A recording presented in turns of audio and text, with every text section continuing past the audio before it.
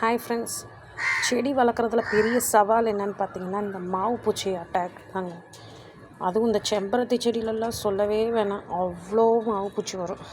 So இந்த மாதிரி மாவு பூச்சி ஸ்டார்டிங்லேயே பார்த்துட்டிங்கன்னா நம்ம கண்ட்ரோல் பண்ணிக்கலாம். ஸோ இதுக்கு என்ன செய்யணும் அப்படின்னு பார்த்தீங்கன்னா, இந்த மாதிரி பழைய ப்ரஷ் எடுத்துக்கோங்க, டூத் ப்ரஷ்ஷு. அதை வச்சு ஜென்டலாக, ரொம்ப ஹார்ஷாக பண்ணாமல் லேசாக அப்படி இந்த மாதிரி தேய்ச்சிங்கனாவே இந்த மாவு பூச்சி பூரா உதிர்ந்து விழுந்துடும். இப்போ பாருங்கள், ஜஸ்ட் இப்படி பண்ணிங்கனாவே போயிடும்.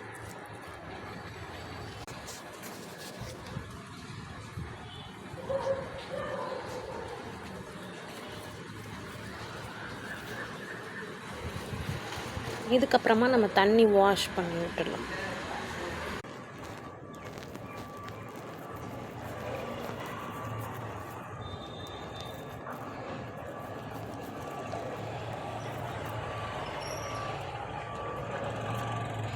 பாருங்கள், போயிடுச்சு. இதுக்கப்புறமா நம்ம தண்ணி ஊற்றி விட்டோம்னா அது மேலாக இருக்கிறதெல்லாம் விழுந்துடும் கீழே.